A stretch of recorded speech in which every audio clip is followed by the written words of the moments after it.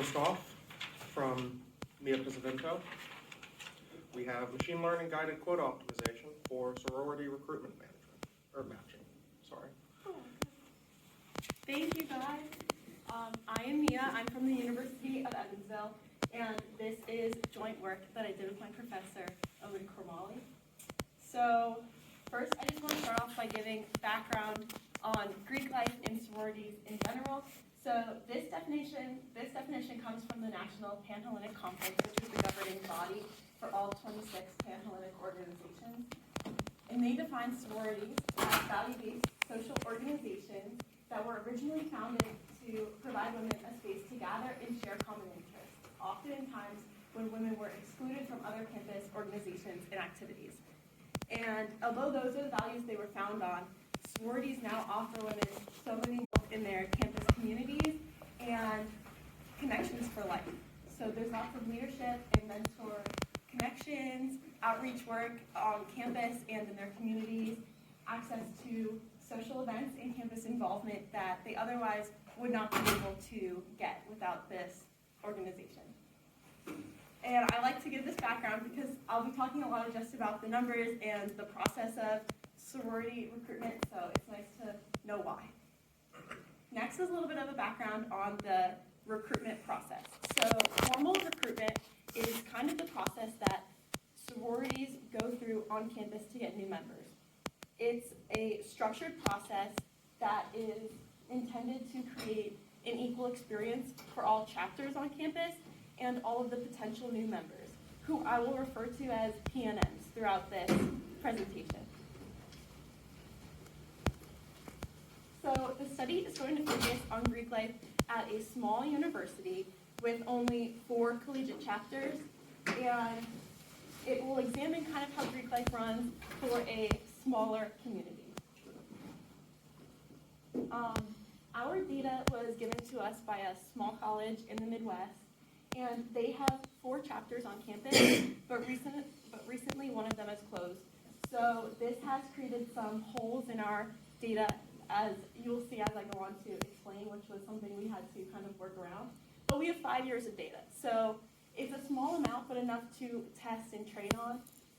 And the 4th chapter gave us some issues. But this is the formal recruitment structure.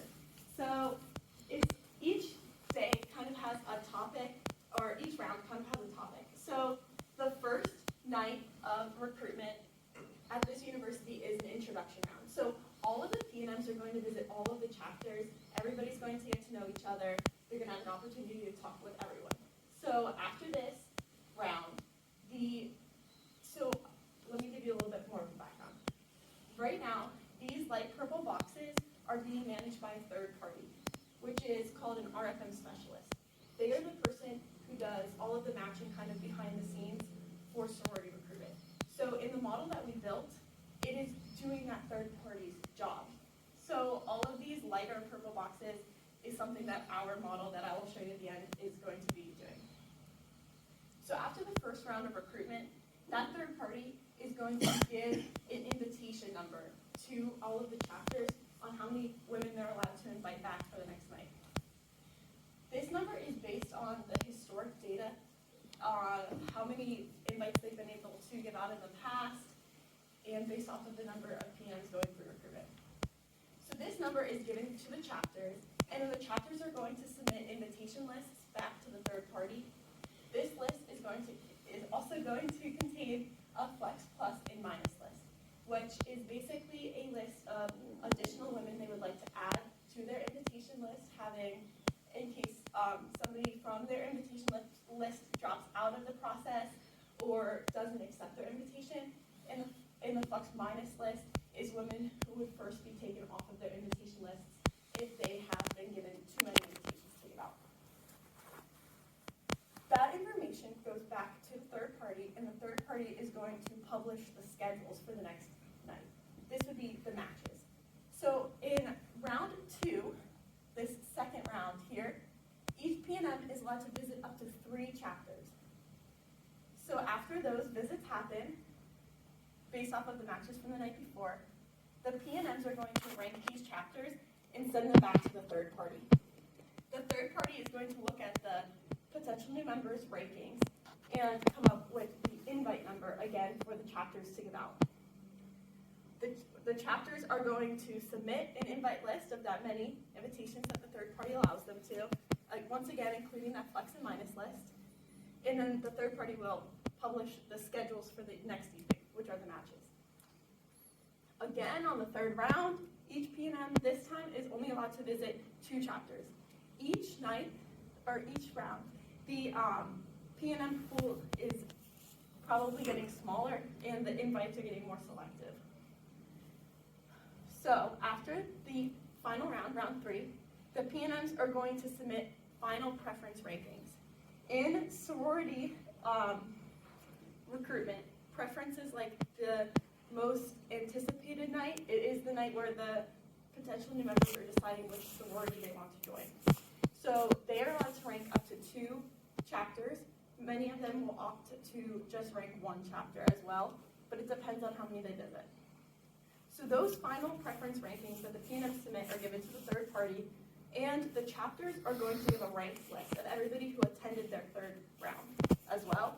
And then with those 2 pieces of information, the third party is going to make the final matches or the bid list. So after the bid list is complete, bid day will happen, and that's when the potential members find out which sorority they have gained membership to. Okay, so here's a method of how we made this all work. The step 1 was the compatibility score. We took the historic data of which women have joined the sororities in the past years based off of their registration information. So this could be their GPA, their major, their residence hall, what activities they were involved in on high school or on campus before they joined the sorority that they submitted in their registration application. And then we use we use that information for the women who have joined the sorority in the past, and then the new pool of women also gives us their registration information.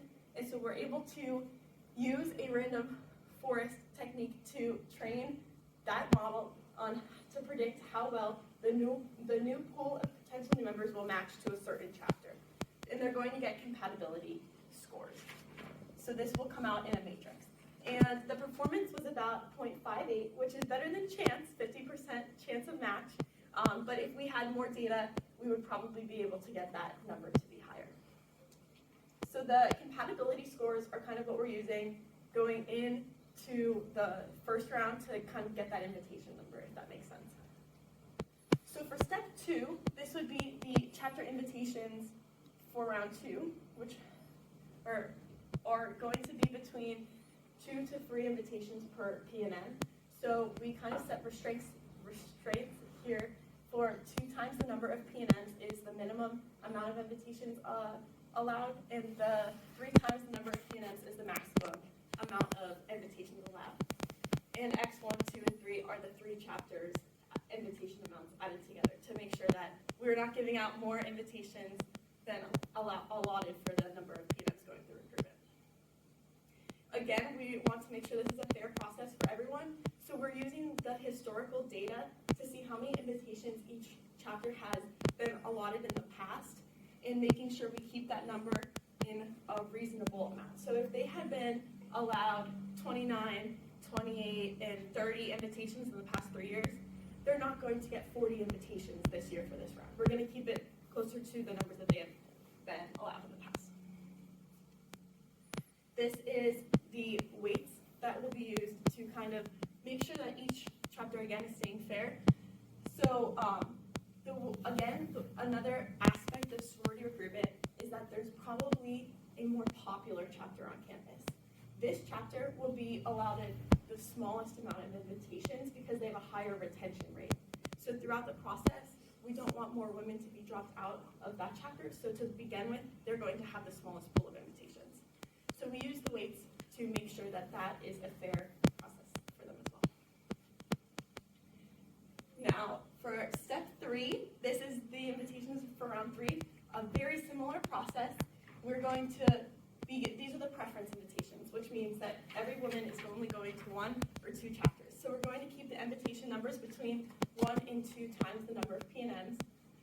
And the same fairness technique is used as well, and as the last round, as well as the weights to make sure that everything is staying consistent with the past. So step 4 is the final matches for the bids. Now, I'm going to run through an example of kind of how this matching would work. So for PNM number 1, their top ranked chapter is chapter number 2. Let's see what chapter number 2 thinks. Well, chapter number 2 would like to be ranked with PNM 2. So PNM, well, I'm sorry, let me restart this. Okay, PNM 1 chooses chapter 2. They're tentatively matched together. So now PNM 2 has also ranked chapter 2 as number 1. But chapter 2 gets to now go to their list and kind of see which PNM is ranked higher on their list. It's PNM 1. So PNM 2 is no longer matched to chapter 2, PNM 1 is. So let's see what PNM 2's number 2 choice is. It's chapter 1. So they are tentatively matched. But PNM 3 also really likes chapter 2. So chapter 2 has ranked PNM 3 higher than PNM 1. So now PNM 1 is kind of bumped out of there, and these two are matched. So PNM 1's is no longer matched there. Their next choice is chapter 3, and that is good, and that is good. So these are the final matches then.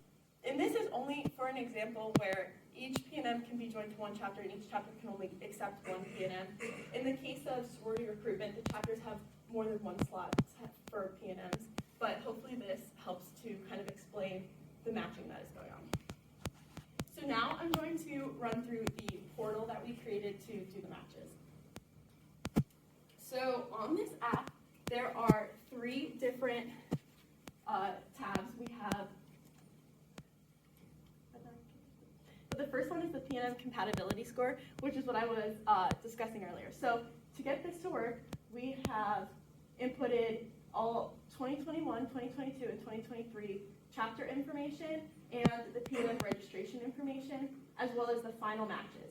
So with that data, we are training the model, and then we're going to test it on the 2024 information. So we have the chapter info for 2024 and then the PNM registration information. And this over here is the compatibility matrix that has come out of it. You can see, based off of the numbers, they're not very strong scores. If we had, again, more data to train the model on, I believe that it could be a stronger matches would come out of it. But, so over here, this match of PNM 26 with chapter D is one of our stronger matches at 0.31, but our strongest match across the model was 0.41 right here of PNM 79 with chapter C. So you can see some of them had some stronger matches, but we have some pretty low numbers in there as well. The next part of our app is the invitation quota optimization, which was kind of that process I was discussing earlier. So for this, we have uploaded the 2024 recruitment information. That was the actual matches that occurred from the third party, and then we're going to compare it to what the app has produced. And you can see that, again, let me remind you that chapter D's data has been removed from our the final matches that we had been given. So the model is optimizing for chapter D, but we don't have any real data for chapter D. So let us look over here. So the difference for round 2's numbers were very small.